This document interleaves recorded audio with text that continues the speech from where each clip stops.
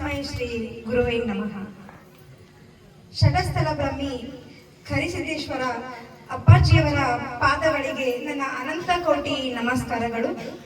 ಅದೇ ರೀತಿಯಾಗಿ ಈ ವೇದಿಕೆ ಮೇಲೆ ಆಸೀನರಾದಂತಹ ಅವರಿವರಿಲ್ಲದೆ ಬಂದಂತಹ ಎಲ್ಲ ಅತಿಥಿ ಮಹನೀಯರಿಗೂ ಮತ್ತು ನನ್ನ ಪ್ರೀತಿಯ ಸಹೋದರಿ ಮಾಲಾ ಧನುರಕ್ ಅವರಿಗೂ ನಮಸ್ಕಾರಗಳು.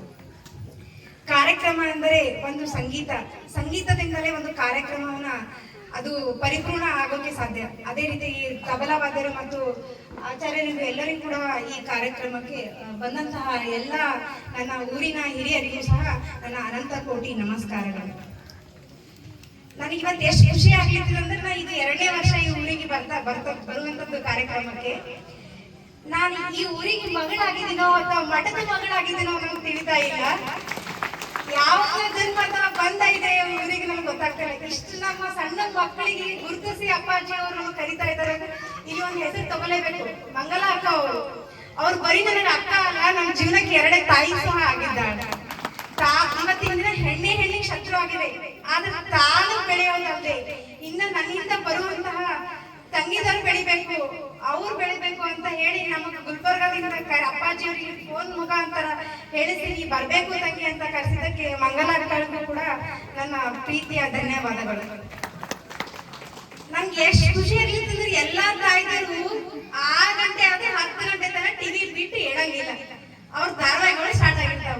ಆದ್ರೆ ಇವತ್ತು ಎಷ್ಟು ಶಾಂತ ರೀತಿಯಿಂದ ಈ ಮಠದಲ್ಲಿ ಬಂದು ಪ್ರವಚನ ಕೇಳಿದಾರೆ ಅಂತಂದ್ರೆ, ಯಾವ ಊರಲ್ಲಿ ಗುರು ಇರ್ತಾನ, ಯಾವ ಊರಲ್ಲಿ ಗುರುವಿನ ಮಾರ್ಗದರ್ಶನದಲ್ಲಿ ಆ ಊರು ನಡೀತದ, ಆ ಊರು ಸ್ವರ್ಗಕ್ಕೆ ಸಮಾನವಾಗಿರ್ತಂತ ಹೇಳಿ ಇಷ್ಟಪಡ್ತೀನಿ. ಇವತ್ತು ಆ ಊರು ಬೇರೆ ಯಾವುದೂ ಅಲ್ಲ, ಸ್ವರ್ಗಕ್ಕೆ ಸಮಾನವಾಗಿರೋದು ಹರಸೂರು ಗ್ರಾಮ. ಯಾಕಂದ್ರೆ ಸಾಕ್ಷಾತ್ ಶಿವನೇ ಅವತಾರ ತೊಟ್ಟಿ ನಮ್ಮ ಜೊತೆ ಶಿವನೇ ಇದ್ದಾರೆ. ಅದಕ್ಕೋಸ್ಕರ ಈ ಹರಸೂರು ಗ್ರಾಮ ಸದಾ ಹಸಿರಾಗಿರಲಿ, ಸದಾ ಹರುಷದಿಂದಿರಲಿ, ಈ ಊರಿಗೆ ಯಾವುದೇ ರೀತಿಯ ಆಪತ್ತು ಆಗಲಿ ಎಂದು ಆ ಕರಿಸಿದ್ದೇಶ್ವರ ಸ್ವಾಮೀಜಿ ಅವರು, ರೇಣುಸಿದ್ದೇಶ್ವರ ಸ್ವಾಮೀಜಿಯವರ ಹತ್ರ ನಾನು ಸಹ ಪ್ರಾರ್ಥನೆಯನ್ನ ಮಾಡಿಕೊಳ್ಳುತ್ತೇನೆ. ಇವತ್ತು ನೋಡ್ರಿ, ಮುಸ್ಲಿಮರಿಗೆ ನಿಮ್ಮ ಗ್ರಂಥ ಯಾವುದು ಅಂತ ಕೇಳಿದ್ರೆ ಕುರಾನ್ ಅಂತ ಹೇಳ್ತಾರೆ, ಕ್ರಿಶ್ಚಿಯನ್ನಿಗೆ ನಿಮ್ಮ ಗ್ರಂಥ ಯಾವುದು ಅಂತ ಬೈಬಲ್ ಅಂತ ಹೇಳ್ತಾರೆ. ಆದ್ರೆ ನೀವು ನಮ್ಮ ಗುರುಗಳಿಗೆ ನಿಮ್ಮ ಗ್ರಂಥ ಯಾವುದು ಅಂತ ಕೇಳಿದ್ರೆ ನಮ್ಮ ಒಂದು ಗ್ರಂಥಾಲಯಕ್ಕೆ ಕರ್ಕೊಂಡು ಹೋಗ್ಬಿಡ್ತಾರೆ. ಯಾಕಂದ್ರೆ ನಮ್ದು ಅಂತಹ ಸಾಮಾನ್ಯ ಧರ್ಮ ಅಲ್ಲ, ನಮ್ದು ಶತಶತಮಾನಗಳಿಂದ ಬಂದಂತಹ ಧರ್ಮ. 1-2 ಪುಸ್ತಕಗಳಿಲ್ಲ ನಮ್ಗೆ ಹೇಳಕ್ಕೆ. ಒಂದು ಗ್ರಂಥಾಲಯ ಮಹಳಿಗೆ ಹೋಗಿ ತಗೊಂಡು ಇಟ್ಬಿಡ್ತಾರೆ, ತಗೋ ಎಷ್ಟು ಬೇಕು ಅಷ್ಟು ಓದು, ಅಷ್ಟು ದೊಡ್ಡ ನಮ್ಮ ಗ್ರಂಥ ಇದೆ, ಅಷ್ಟು ದೊಡ್ಡ ನಮ್ಮ ಧರ್ಮ ಇದೆ ಅಂತ ಹೇಳಿ. ದೇವರು ಆಗಾಗ ಇಂಥ ಸ್ವಾಮೀಜಿಯವರನ್ನ ಭೂಮಿಗೆ ಕಳಿಸಿದಾನಂತಂದ್ರೆ ಶತಶತಮಾನಗಳಿಂದ ನಮ್ಮ ಧರ್ಮವನ್ನು ಉಳಿಸ್ಕೊಂಡು ನಮ್ಮ ಆಚಾರವನ್ನು ಬೆಳೆಸ್ಕೊಂಡು ಮುಂದೆ ಹೋಗ್ಲಿಕ್ಕೆ ಪರಮ ಪೂಜ್ಯರಂತಹ ಎಷ್ಟೋ ಸ್ವಾಮೀಜಿಗಳನ್ನ ಭೂಮಿಗೆ ಕಳಿಸಿರ್ತಾನೆ. ನಮ್ಮ ಸಂಸ್ಕಾರ ಉಳಿಲಿ, ನಮ್ಮ ಧರ್ಮ ಉಳಿಲಿ, ನಮ್ಮ ಜೀವನ ಉದ್ದಕ್ಕೂ ನಮ್ಮ ಧರ್ಮವನ್ನ ಉಳಿಸ್ಕೊಂಡು ಬೆಳೆಸ್ಕೊಂಡು ನಾವು ಹೋಗ್ಲಿ ಅಂತ ಹೇಳಿ. ಅದಕ್ಕೋಸ್ಕರ ಇವತ್ತಿನ ತಂದೆ ತಾಯಿದರಿಗೆ ಒಂದು ಮಾತು ಹೇಳ್ತೀನಿ. ತಂದಿದರಿಗೂ ಕೂಡ ಮತ್ತೆ ತಾಯಿದಾರಿ ಹೇಳ್ತಾರೆ ಅಂತ ತಪ್ಪಿಕೊಂಡ್ಬಿಡ್ರಿ. ತಂದೆ ತಾಯಿ ಇಬ್ರು ಗಂಡ ಹೆಂಡತಿ ಇರ್ತಾರ ಮನೆಯೊಳಗ. ಗಂಡಗ ದಿನ ಅದೇ ಹೆಂಡತಿ ಊಟ ಉಂಡು ಉಂಡು ಉಂಡು ಬ್ಯಾಸರ ಆಗಿರ್ತದ. ಊಟವಲ್ಲ ಅದೇ ಊಟ ಉಂಡು ಉಂಡು ವಲ್ಲ ಅಂತ ಹೇಳ್ತಿರ್ತಾನ.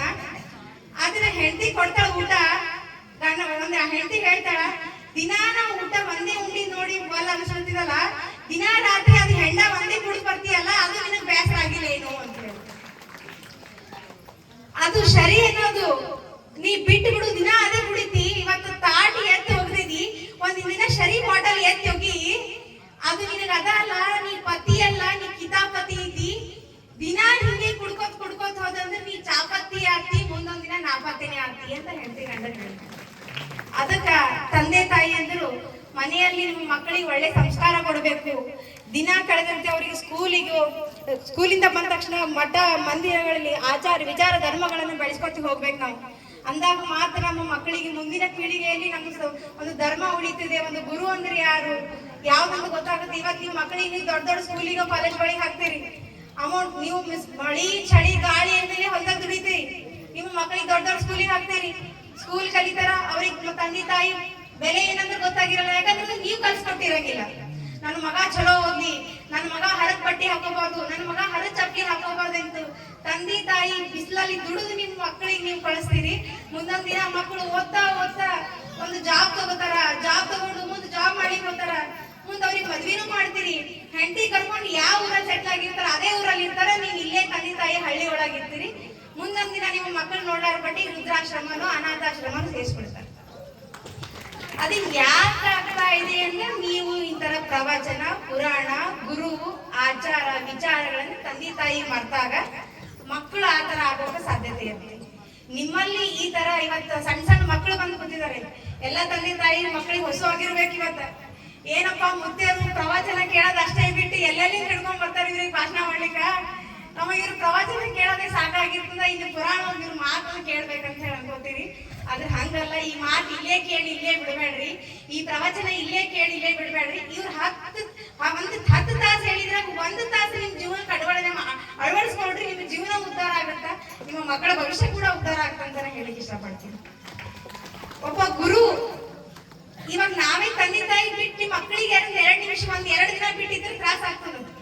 ಆದ್ರೆ ಒಬ್ಬ ಗುರು ತಂದೆ ತಾಯಿ ಬಿಟ್ಟು, ಅಣ್ಣ ತಮ್ಮರು ಬಿಟ್ಟು ಎಲ್ಲವನ್ನು ತ್ಯಾಗ ಮಾಡಿ ಒಂದು ಮಠಕ್ಕ, ಒಂದು ಜಗತ್ತೇ ಅವರು ಮನೆ ಅನ್ಕೊಂಡು, ಭೂಮಿನೇ ಅವ್ರ ತಾಯಿ ಅನ್ಕೊಂಡು, ಬಂದಂತ ಮಕ್ಕಳೇ ಅವ್ರ ಮಕ್ಕಳು ಅನ್ಕೊಂಡು, ಪಾಪ ಕರ್ಮಗಳೆಲ್ಲ ಅವ್ರ ಜೋಳಿಗೆ ಹಾಕೊಂಡು ಎಷ್ಟೋ ಕಷ್ಟ ನಷ್ಟಗಳನ್ನು ಬರೀ ನಮಗಷ್ಟೇ ಕಷ್ಟ ಇರಂಗಿಲ್ಲ, ನಮ್ಗಿಂತ ಹೆಚ್ಚಿನ ಕಷ್ಟ ಅವ್ರಿಗೆ ನಮ್ಮ ಮನೆ ಒಂದಿರ್ತದ. ಅವ್ರಿಗೆ ಜಗತ್ತಿನ ಕಷ್ಟ ಇಲ್ಲ, ಅವ್ರ ಜೋಳಿಗೆ ಒಳಗಿರ್ತಾವ. ಅವ್ರಿಗೆ ಯಾರು ಕೇಳೋರು? ಅವ್ರ ಕಷ್ಟ ಯಾರು ಕೇಳೋರು? ಅಲ್ಲ, ಬರೀ ನಮ್ ಕಷ್ಟಗಳಿಂದ ಬರ್ತೀವಿ. ಅಪ್ಪ ನನಗೆ ಕಷ್ಟ ಆಗ್ಲಿರ್ತದ, ಅಪ್ಪ ನನಗಿದು ತ್ರಾಸ ಅದ, ಅಪ್ಪ ನನ್ನ ಮಗ ಮಾತು ಕೇಳಲ್ಲ, ಅಪ್ಪ ನನ್ನ ಗಂಡ ಕೂಡ ಹೊಡಿಲತ್ತಾನ. ಅಪ್ಪನ ಕಷ್ಟ ನೀವ್ ಯಾವಾಗ ಕೇಳಿರಿ? ಅಪ್ಪ ನಿಮ್ದು ಏನದ ಆಸೆ, ಅಪ್ಪ ನಿಮ್ದು ಏನದ? ನೀವು ಅವ್ರ ಅಪ್ಪಾಜಿ ಕೇಳಿ, ಅಪ್ಪಾಜಿಯವ್ರ ಮಾರ್ಗದರ್ಶನದಲ್ಲಿ ಊರು ನಡೆದ್ರ ಈ ಊರು ಯಾವ ಮಟ್ಟಕ್ಕೆ ಆಗುತ್ತದೆ ಅಂದ್ರೆ, ಇವತ್ತು ಹರಸೂರು ಗ್ರಾಮ ಪ್ರವಚನ ಹೆಂಗಿಟ್ರಲ್ಲ, ಇಡೀ ಕರ್ನಾಟಕ ಮನೆಯ ಹರಸೂರು ಗ್ರಾಮಸ್ಥರ ಜಾತ್ರೆಯನ್ನ ಆಚರಣೆ ಮಾಡ್ಬೇಕಂತ ಹೇಳಿ ನಾ ದೇವರಲ್ಲಿ ಪ್ರಾರ್ಥನಿಸುತ್ತೆ.